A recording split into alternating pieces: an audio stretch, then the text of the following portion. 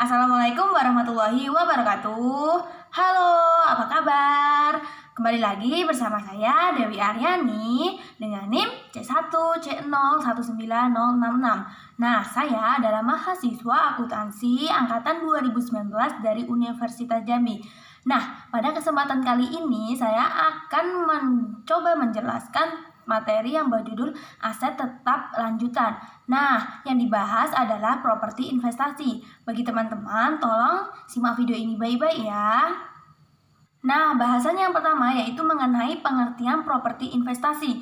Menurut International Accounting Standard 40 paragraf 5 tahun 2005 menjelaskan bahwa properti investasi atau investment property adalah properti yang berupa tanah, bangunan, atau bagian dari suatu bangunan ataupun kedua-keduanya yang dikuasai oleh pemilik atau lessee atau penyewa melalui sewa pembiayaan untuk menghasilkan rental atau untuk kenaikan nilai atau kedua-keduanya, dan tidak untuk yang A digunakan dalam produksi atau penyediaan barang atau jasa atau untuk tujuan administratif, atau yang B dijual dalam kegiatan usaha sehari-hari.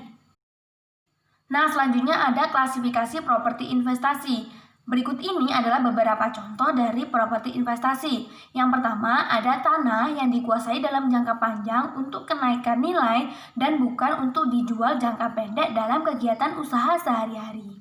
Atau tanah yang dikuasai saat ini yang penggunanya di masa depan belum ditentukan. Nah, yang kedua ada bangunan yang dimiliki oleh suatu entitas atau dikuasai oleh entitas melalui sewa pembiayaan dan disewakan kepada pihak lain melalui satu atau lebih sewa operasi.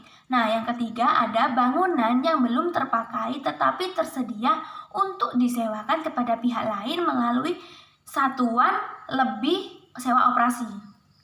Kemudian ada metode penggunaan properti investasi. Properti investasi diakui sebagai aset jika dan hanya jika yang pertama, besar kemungkinan manfaat ekonomi masa depan yang terkait dengan properti investasi akan mengalir ke entitas, dan yang kedua, apabila biaya perolehan properti investasi dapat diukur.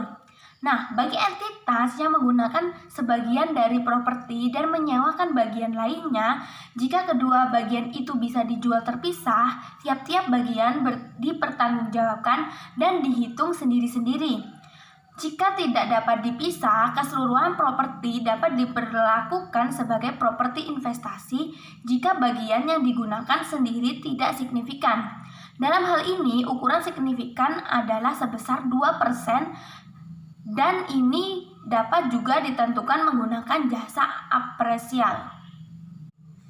Selanjutnya ada kepemilikan properti. Properti investasi dikuasai oleh entitas melalui kepemilikan finansial leasing dan operasi leasing. Untuk memperoleh properti investasi melalui finansial leasing, maka transaksi tersebut secara substansi menunjukkan pindahnya penguasaan dari lessor ke lessee dan harus memenuhi syarat sebagai berikut. Yang pertama, ada pengalihan risiko dari lessor ke lessee. Yang kedua, masa manfaat hampir sama dengan masa ekonomis.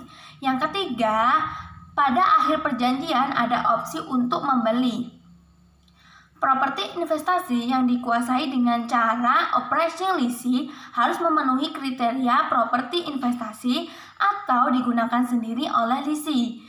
Bila penguasaan dengan cara ini, maka property interest atau hak atas kepemilikan harus diukur menggunakan fair value.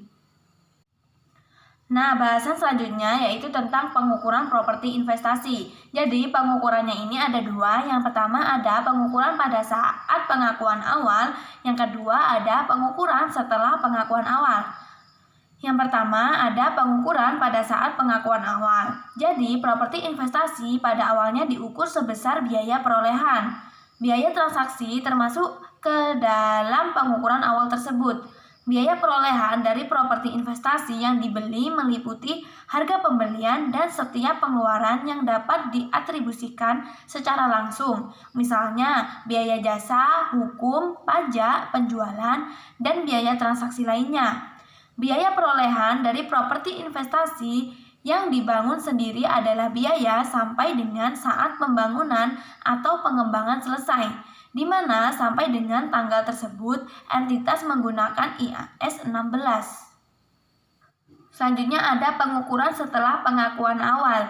Menurut IAS 40 tahun 2005, paragraf 30 mengatur bahwa suatu entitas dapat yang pertama memilih apakah model nilai wajar atau model biaya untuk seluruh properti investasi yang menjadi agunan kewajiban yang menghasilkan imbalan yang terkait langsung dengan nilai wajar dari atau imbalan dari aset tertentu termasuk properti investasi.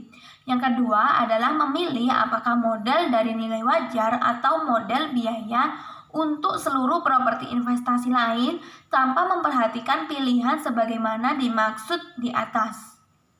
Kemudian setelah pengakuan awal, emiten atau perusahaan publik wajib memilih model nilai wajar atau model biaya sebagai kebijakan akuntansinya dan menerapkan kebijakan tersebut pada seluruh properti investasi. Nah, yang pertama ada model nilai wajar. Dalam model ini, properti investasi dicatat pada nilai wajar pada tanggal pelaporan. Yang kedua, model biaya. Nah, dalam model ini, properti investasi dicatat pada biaya perolehan dikurangi akumulasi penyusutan dan akumulasi rugi penurunan nilai. Nah, bahasan yang terakhir yaitu tentang transfer.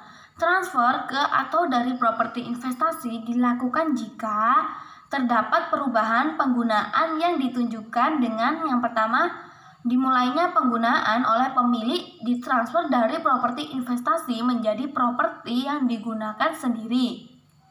Yang kedua, dimulainya pengembangan untuk dijual ditransfer dari properti investasi menjadi persediaan. Yang ketiga, berakhirnya pemakaian oleh pemilik ditransfer dari properti yang digunakan sendiri menjadi properti investasi. Nah, yang keempat adalah dimulainya sewa operasi ke pihak lain, ditransfer dari persediaan menjadi properti investasi. Cukup sekian penjelasan dari saya, kurang lebihnya saya mohon maaf. Saya akhiri, wassalamualaikum warahmatullahi wabarakatuh. Bye-bye.